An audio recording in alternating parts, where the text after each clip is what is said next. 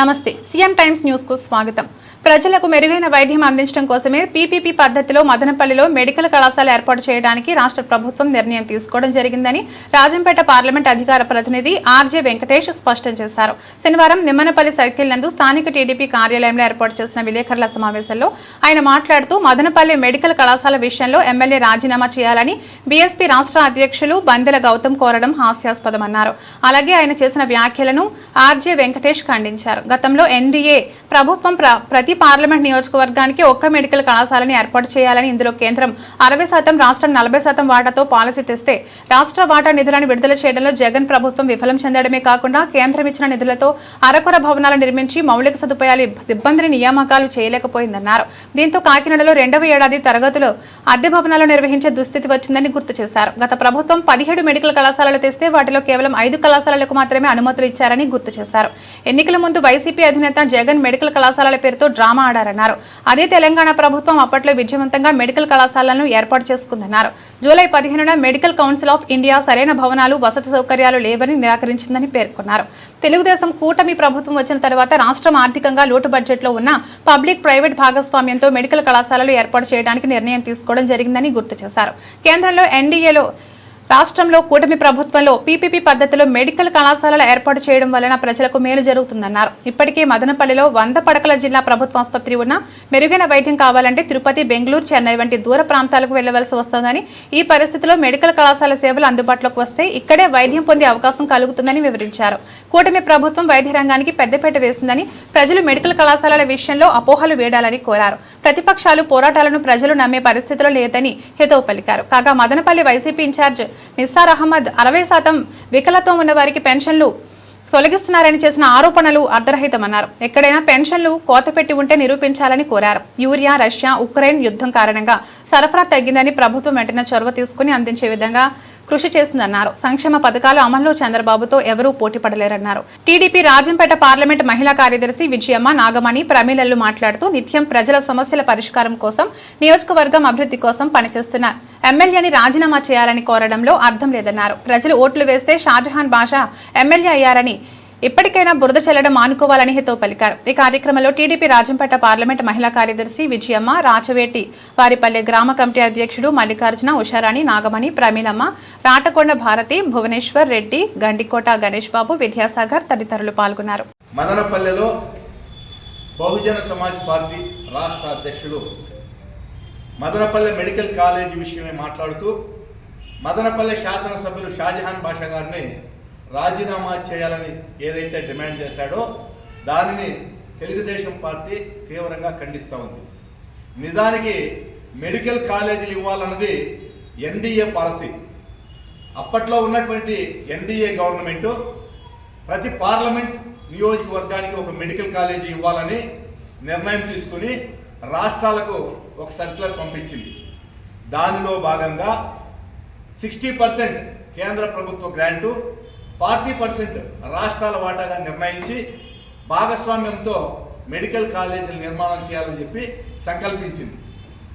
దాని ప్రకారం మనకు కేంద్ర వాటా మొత్తం కూడా రాష్ట్ర ప్రభుత్వానికి విడుదల చేసింది. రాష్ట్ర ప్రభుత్వ వాటా అయినటువంటి 40% రాష్ట్ర ప్రభుత్వం ఇచ్చుకోలేక ఏదైతే కేంద్ర ప్రభుత్వం ఇచ్చిందో ఆ గ్రాంట్తోనే అరాకొర బిల్డింగులు నిర్మించి కేవలం మెడికల్ కౌన్సిల్ ఆఫ్ ఇండియా 5 కాలేజీలకు మాత్రమే పర్మిషన్ ఇచ్చింది.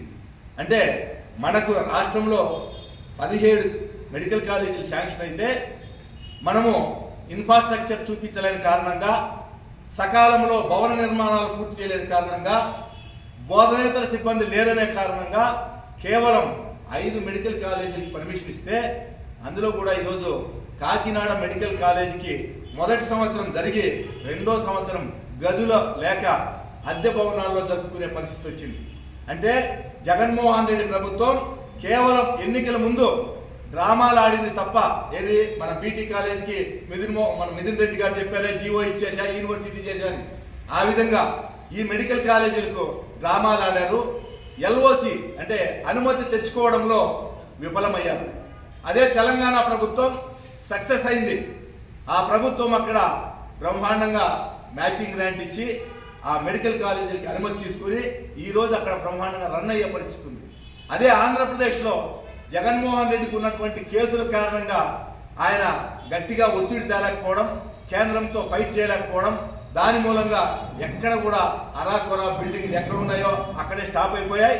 కేంద్ర ప్రభుత్వం ఏదైతే డబ్బులు ఇచ్చిందో ఆ డబ్బులతో కట్టినటువంటి బిల్డింగుల కాడికి ఇచ్చి కాంట్రాక్టర్లకు డబ్బులు ఇచ్చుకోలేనటువంటి పరిస్థితిలో ఆ బిల్డింగ్లన్నీ కూడా స్టాప్ అయిపోయాయి. ఈ పరిస్థితిలో జూలై 15వ తారీఖు నాడు మెడికల్ కౌన్సిల్ ఆఫ్ ఇండియా విచారణ చేసి ఇక్కడ ఇన్ఫ్రాస్ట్రక్చర్ లేదని, వీటికి సరైనటువంటి బిల్డింగ్ వసతులు లేదని నిరాకరించారు. ఈ సందర్భంలో ఎక్కడి కాలేజీలు అక్కడ నిలిచిపోయిన తర్వాత తెలుగుదేశం ప్రభుత్వం వచ్చిన తర్వాత వీటిని ఏ విధంగా అయినా సరే కొనసాగించాలన్న ఉద్దేశంతో ఆర్థిక లోటు ఉన్న పిపిపి పబ్లిక్ ప్రైవేట్ పార్ట్నర్షిప్ భాగస్వామ్యంతో ఈ మెడికల్ కాలేజీలను రన్ చేయాలనే ఉద్దేశంతో ప్రభుత్వం నిర్ణయం తీసుకుంది. ప్రభుత్వ నిర్ణయాన్ని ఎవరు కూడా తప్పుపట్టలేరు. ముఖ్యంగా ఎన్డీఏ ప్రభుత్వం మా కూటమిలో చంద్రబాబు నాయుడు గారు ప్రజలకు ఏది మేలు చేయాలో అది చేయడానికి సిద్ధంగా ఉంటారు. పీపీపీలో మేలు జరుగుతుంది తెలిసిన తర్వాత ఖచ్చితంగా ఆ విధమైనటువంటి నిర్ణయం తీసుకుంటారు. అంతేకాదు ఈరోజు చూడండి, మదనపల్లె ప్రభుత్వ ఆసుపత్రి, ఏరియా ఆసుపత్రి, 100 పడకల ఆసుపత్రి అయినా ఒక చిన్న యాక్సిడెంట్ అయితే తిరుపతికి రెఫర్ చేస్తారు, లేదు వేలూరుకి రెఫర్ చేస్తారు. అదే పీపీపీ పద్ధతిలో పోతే అక్కడికి పోయే పరిస్థితి లేకుండా మెరుగైనటువంటి వైద్య సౌకర్యాలు అందుతాయి. పైగా ఎన్డీఏ ప్రభుత్వం, మా కూటమి ప్రభుత్వం బడ్జెట్లో 4% నిధులు మంజూరు చేసింది. గతంలో కరోనా వచ్చిన సమయంలో జగన్మోహన్ రెడ్డి ఏం చెప్పారో తెలుసు మీ అందరికీ, అదేంతా బ్లీచింగ్ పౌడర్ అయితే వెళ్ళిపోతుందన్నాను. కోర్టు చెప్పింది చనిపోయిన ప్రతి ఒక్కరికి 50,000 రూపాయలు ఇవ్వాలని చెప్తే దాన్ని కూడా ఇవ్వకుండా ప్రజలకు మోసం చేసినటువంటి చరిత్ర జగన్మోహన్ రెడ్డి. వైద్య రంగానికి ప్రముఖంగా పెద్దపీట వేసి ఆదుకునేది మా కూటమి ప్రభుత్వం. కాబట్టి అపోహలంతా మానండి. ఏది కూడా మీరు వాస్తవ రూపంలో ఒక మార్పుకు నాంది పలికినప్పుడు స్వాగతించాలి. ఏదో ఉనికి కోసం ఆరాటంలో పోరాటం చేసి మేము ఉనికి కాపాడుకుంటామంటే ప్రజలకు ఎవరు దీన్ని నమ్మే పరిస్థితులు లేరు. ప్రజలకు ఏదైతే మేలు జరుగుతుందో అదే చేస్తుంది కూటమి ప్రభుత్వం, అంతేగాని వేరే కాదు. ఇంకపోతే మా నిస్సార్ అహ్మద్ గారు